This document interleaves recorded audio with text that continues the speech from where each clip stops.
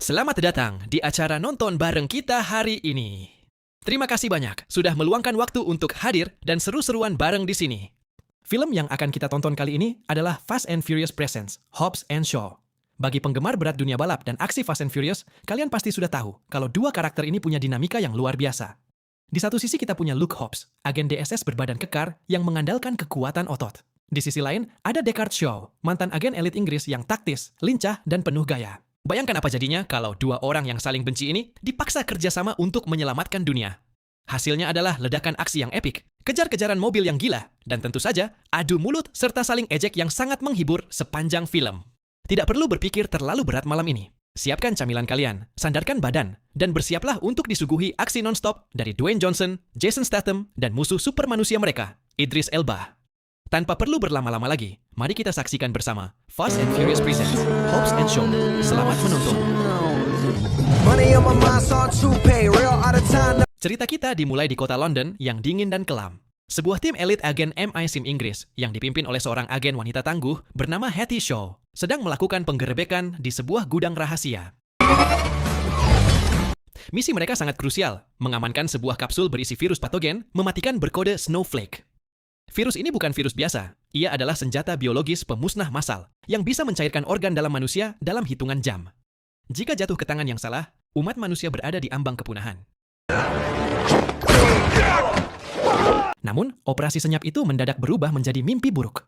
Kelompok teroris teknologi radikal bernama Etion menyergap mereka. Dipimpin oleh Brixton Lore, seorang tentara bayaran yang tubuhnya telah dimodifikasi secara genetika dan cybernetik, mereka membantai seluruh tim MI6 dengan sangat mudah. Dalam kondisi terdesak dan melihat semua rekannya tewas, Hattie mengambil keputusan nekat. Untuk mencegah Brixton mengambil Snowflake, Hattie menyuntikkan virus tersebut ke dalam tubuhnya sendiri. Ia kemudian melompat dari jendela, melarikan diri, dan menghilang di kegelapan London. Brixton yang licik langsung memutarbalikan fakta. Sementara itu, di belahan bumi lain, kita diperkenalkan pada dua pria yang memiliki kehidupan yang sangat bertolak belakang, namun memiliki satu kesamaan. Mereka sama-sama pria alfa yang sangat tangguh. Di Los Angeles, Amerika Serikat, ada Luke Hobbs, seorang agen berseragam DSS, Diplomatic Security Service, yang bertubuh raksasa.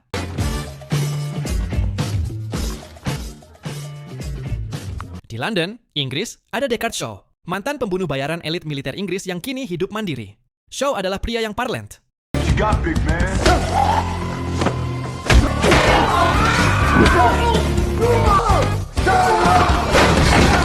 Kedua pria ini memiliki sejarah permusuhan yang sangat panjang.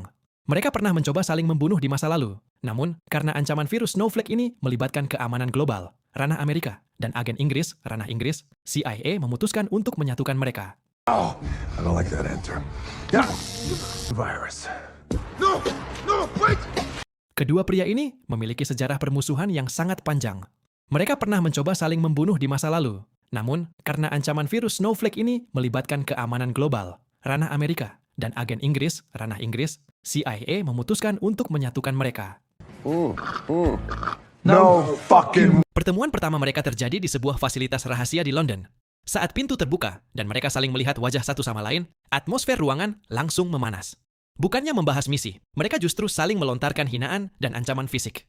Hobbs mengejek Shaw sebagai penjahat kecil, sementara Shaw mengejek Hobbs sebagai gorila bodoh. Namun, perdebatan itu terhenti ketika CIA mengungkapkan identitas target yang harus mereka cari, Hattie Shaw. Zoom in on the area of the heist. Deckard Shaw terkejut.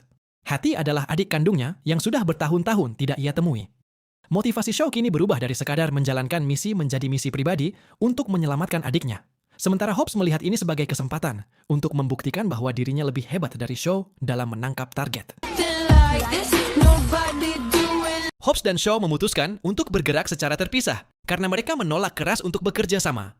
Hobbs, dengan metode penyelidikan lapangannya yang agresif, berhasil melacak keberadaan Hattie di sebuah geng sempit di London. Setelah aksi kejar-kejaran dan perkelahian singkat yang sengit, di mana Hattie terbukti hampir sama tangguhnya dengan kakaknya, Hobbs berhasil memborgol Hattie dan membawanya ke markas CIA di London untuk diinterogasi.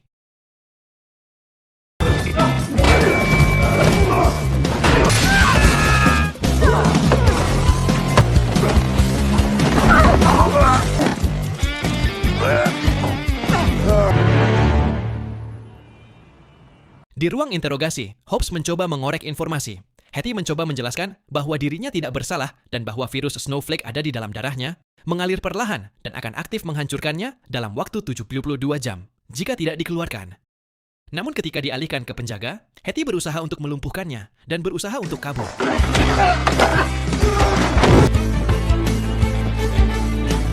Di tengah keributan, Shaw datang. Shaw memberitahukan bahwa Hattie adalah adik kandungnya. Namun Hobbs menertawai Shaw, mana mungkin gadis cantik ini adikmu. Namun tiba-tiba, Brixton Lore datang menyerbu bersama pasukan bersenjata lengkap Eteon. Menggunakan teknologi canggih dan roda penggerak yang bisa bergerak sendiri, Brixton mengobrak-abrik markas tersebut. Ia berhasil melumpuhkan para agen, merebut Hattie, dan membawanya turun dari gedung tinggi menggunakan tali pengaman khusus. Hobbs dan Shaw tidak tinggal diam. Kerjasama tak sengaja pertama mereka terjadi di sini. Shaw berlari menuju lift untuk mengambil jalan aman menuju ke bawah. Sementara Hobbs, dengan kegilaan khasnya, melompat dari jendela gedung, merosot di dinding pek kaca, dan menjatuhkan diri tepat di atas Brixton yang sedang meluncur ke bawah.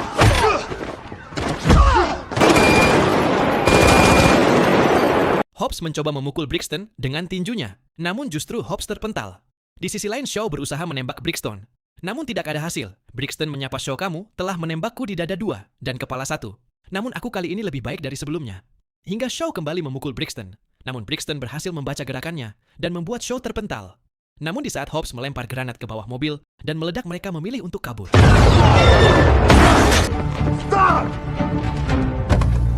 It's the go. I said. Aksi kejar-kejaran paling spektakuler di jalanan London pun dimulai. Shaw mengendarai McLaren mewahnya dengan Hattie di kursi penumpang setelah berhasil merebutnya kembali di jalanan, sementara Hobbs mengejar menggunakan truk bertenaga besar. Di belakang mereka, Brixton mengejar dengan sepeda motor sibernetiknya yang bisa meliuk-liuk ekstrim di bawah kolong truk.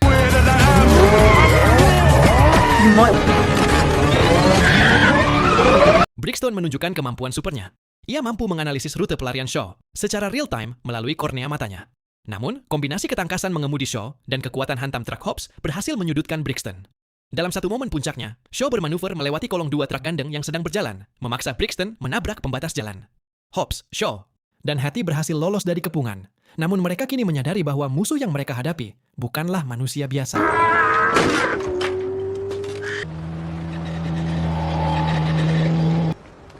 Okay, ride's over. We'll lose it. Kini, ketiganya menjadi buronan internasional karena Eteon menggunakan pengaruh medianya untuk menuduh Hobbs dan Shaw sebagai komplotan Hattie. Mereka bersembunyi di sebuah hanggar pesawat rahasia. Waktu terus berjalan, dan virus di dalam tubuh Hattie mulai menunjukkan gejala awal. Pembuluh darahnya mulai menghitam. Any DNA sequence is fatal to everyone. Hattie menjelaskan bahwa satu-satunya cara untuk mengeluarkan virus tersebut tanpa membunuhnya adalah dengan menggunakan alat ekstraktor khusus yang diciptakan oleh ilmuwan pencipta virus itu sendiri, Profesor Andreyko. Masalahnya, alat tersebut berada di dalam pabrik senjata rahasia Eteon yang dijaga sangat ketat, berlokasi di sisa-sisa reruntuhan nuklir Chernobyl, Ukraina. Setelah kabur dari kejaran Brixton di London, Hobbs, Shaw, dan Hattie sadar mereka tidak bisa bergerak bebas karena status mereka kini menjadi buronan internasional paling dicari. Eteon telah memblokir semua akses dan identitas mereka. Untuk bisa menyusup ke fasilitas rahasia Eteon di Chernobyl, Ukraina, mereka membutuhkan identitas baru, senjata ilegal, dan jalur penerbangan hitam yang tidak terlacak radar satelit. What exactly? Whatever it is. Disinilah Shaw memutuskan untuk membuka lembaran masa lalunya. Ia membawa mereka ke sebuah mansion mewah di Moskow, Rusia, untuk menemui satu-satunya orang yang memiliki jaringan bawah tanah terkuat di wilayah tersebut, Madame M. Di saat mereka bertiga pergi untuk menemui Madame M, Profesor diculik oleh Brixton.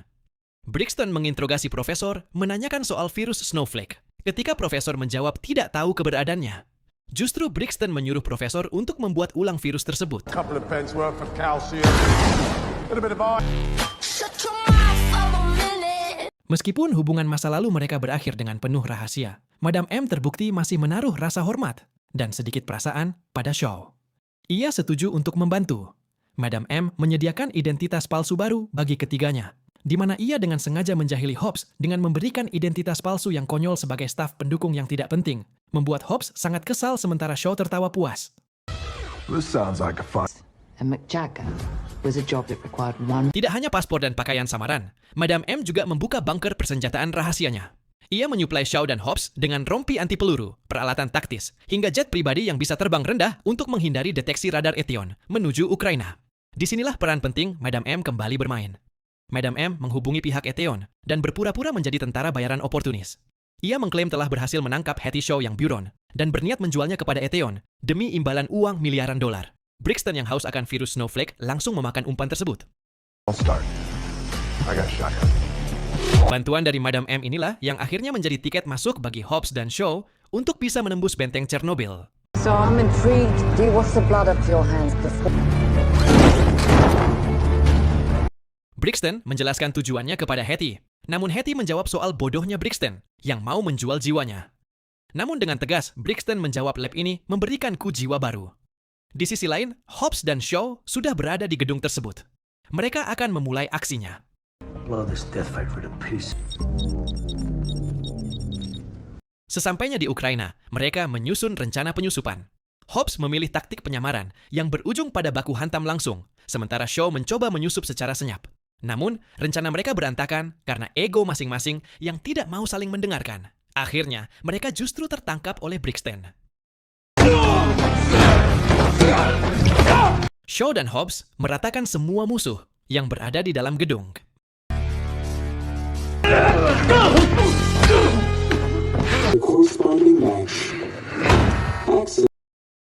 Hobbs dan Shaw terbangun dalam kondisi terikat di kursi listrik di laboratorium Eteon. Di hadapan mereka, Brixton mengungkapkan sebuah rahasia mengejutkan. Bertahun-tahun lalu, Brixton adalah rekan setim Deckard Shaw di militer. Eteon telah mencoba merekrut mereka.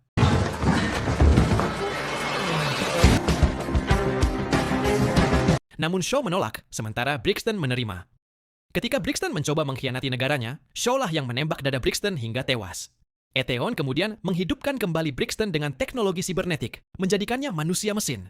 Brixton menganggap ini sebagai peningkatan, sementara Shaw melihatnya sebagai monster yang kehilangan kemanusiaannya.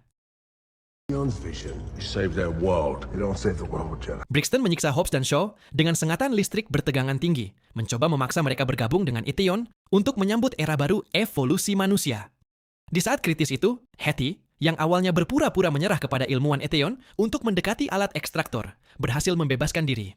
Ia menciptakan kekacauan di laboratorium, meledakkan beberapa panel sirkuit, dan membebaskan Hobbs serta Shaw. let him go.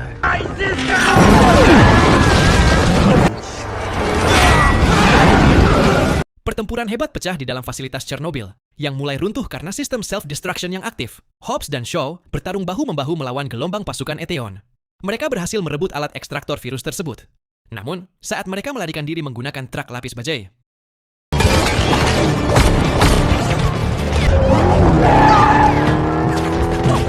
alat ekstraktor itu tertembak dan mengalami kerusakan parah pada sirkuit utamanya. Alat itu tidak bisa digunakan untuk mengekstrak virus dari tubuh Hattie, kecuali diperbaiki dengan peralatan canggih yang membutuhkan waktu lama. Sesuatu yang tidak mereka miliki, karena sisa waktu Hattie kurang dari 2 minggu.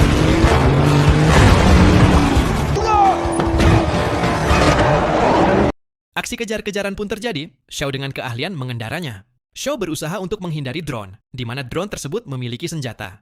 Dengan keahliannya, Shaw bermanuver dan menembak drone tersebut hingga jatuh.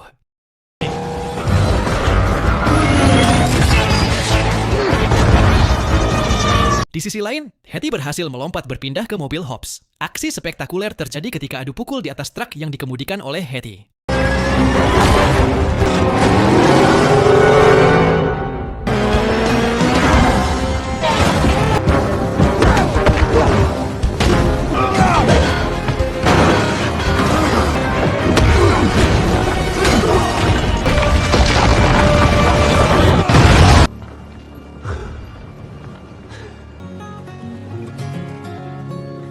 Akibat kekalahannya, Brixton mulai memperkuat tubuhnya. Kali ini Eteon memperintahkan untuk meratakan semua penghalang.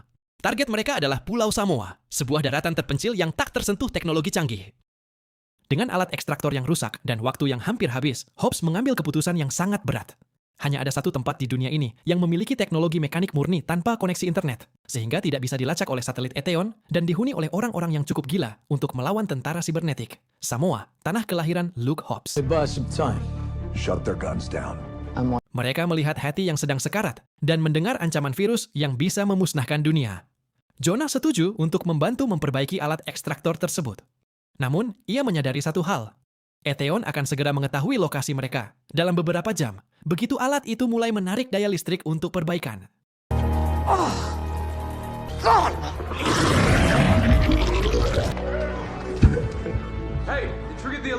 Malam harinya, seluruh klan Hobbs berkumpul. Mereka melakukan tarian perang tradisional Samoa, Sifatau, sebuah ritual pembakar semangat yang menggetarkan bumi. Di bawah siraman obor, mereka menyatakan siap mati demi melindungi keluarga dan dunia. How long before the guns get... Pertempuran brutal pun pecah. Itu adalah benturan antara teknologi masa depan melawan kekuatan otot dan tradisi kuno. Klan Hobbs menyerbu dengan gada dan kapak, menumbangkan para prajurit Eteon satu persatu dalam pertempuran tangan kosong yang masif. Shaw menggunakan kelincahannya untuk melumpuhkan musuh, sementara Hobbs mengamuk layaknya raksasa.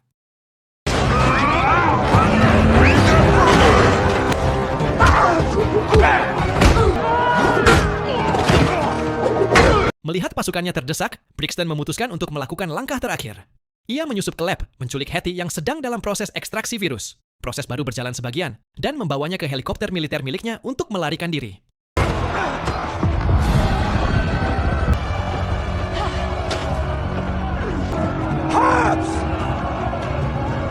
Hobbs dan Shaw mengejar menggunakan truk derek custom milik keluarga Hobbs. Di sini terjadi salah satu aksi paling ikonik dalam sejarah perfilman laga. Hobbs melemparkan rantai besi besar dari truk dan berhasil mengaitkannya ke ekor helikopter Brixton yang mulai terbang tinggi. Helikopter itu mencoba menarik truk Hobbs ke udara.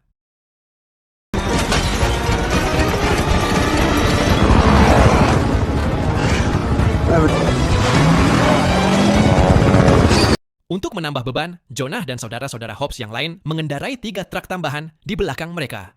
Secara berantai, mereka saling mengaitkan mobil satu sama lain, mobil demi mobil, membentuk rantai manusia dan mesin yang sangat panjang.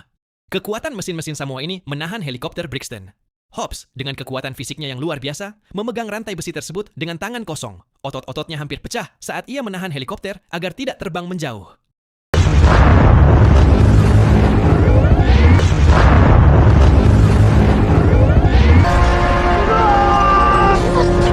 Aksi saling tarik ini berakhir di tepi tebing yang curam. Rantai terputus, helikopter Brixton kehilangan kendali, dan jatuh terhempas ke dasar jurang yang berkabut di bawah guyuran hujan lebat. Hobbs, Shaw, dan Hattie turun ke dasar jurang untuk menyelesaikan ini semua. Brixton keluar dari reruntuhan helikopter. Tubuh sibernetiknya mengalami kerusakan ringan, namun sistem tempurnya masih berfungsi 100%. Disinilah pertempuran final 2 lawan 1 dimulai.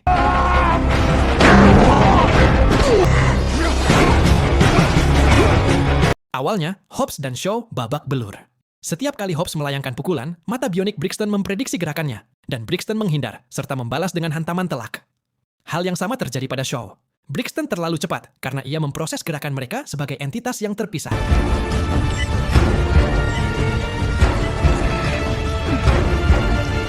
Dengan satu kombinasi pukulan terakhir yang epik dari Hobbs dan Shaw secara bersamaan tepat di wajahnya, manusia super itu akhirnya tumbang ke tanah. Kalah telak oleh kerja sama manusia biasa. Di saat yang sama, alat ekstraktor di lengan Hattie berbunyi klik hijau. Virus Snowflake berhasil dikeluarkan sepenuhnya dan tersimpan dengan aman di dalam kapsul. Dunia resmi terselamatkan.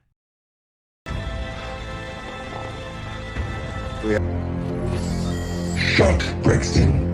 Terima kasih sudah menonton video ini. Dengan cara subscribe, kalian sudah memberi motivasi pada channel Sedulur 5 Film supaya bisa lebih baik lagi. Memberikan alur cerita film yang baru dan penuh aksi.